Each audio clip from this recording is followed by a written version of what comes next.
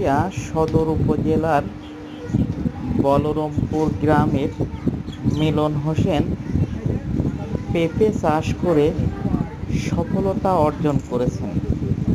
তিনি শখের বশে 10 বছর পূর্বে 1 বিঘা জমিতে পেঁপে চাষ শুরু করেন। সেই থেকে তার পেঁপে চাষের সূচনা হয় এবং প্রতি বছর তিনি পেঁপে চাষ করে থাকেন। পেঁপে চাষ করে বর্তমানে তিনি স্বাবলম্বী হয়েছেন। এই পেঁপে চাষের পেছনে তার রয়েছে ব্যাপক উৎসাহ উদ্দীপনা। এই উৎসাহ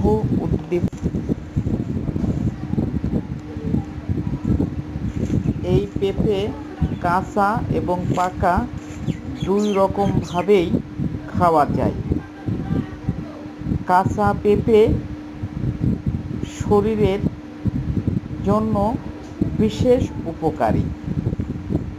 এছাড়াও পাকা পেঁপেতে রয়েছে প্রচুর পরিমাণ ভিটামিন, যে ভিটামিনের অভাবে অনেকেই রোগাক্রান্ত হয়ে থাকে।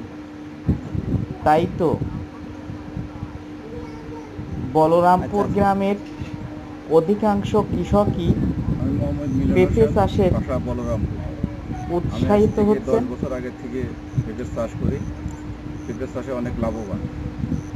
এখন সরকারি অফিস থেকে আমার সেমন কিছু আমি পাইনি, কিন্তু পেঁপে গাছে অনেক রোগ বালাই আছে। এগুলা আমি চাচ্ছি যে কৃষি অধিদপ্তর থেকে যেন এগুলার সমাধান করার জন্য আমাকে কিছু সাহায্য করে অনেক লাভবান। যদি সরকারি কোনো সহযোগিতা আমি পাই, এই লাভবানটা আরও দ্রুত বাড়ানো যাবে, দ্বিগুণ বাড়ানো যাবে। গত বছর এই 600 গাছে আমার টাকা হয়েছে প্রায় 2 লাখ। যদি আরও সরকারি অনুদান পাই আরও দ্বিগুণ বাড়বে। আর যদি অতিরিক্ত ঝড় ঝাপট না গাছ যদি না ভাঙে, তাহলে মনে করেন আরও ফলন আশা করা যাবে।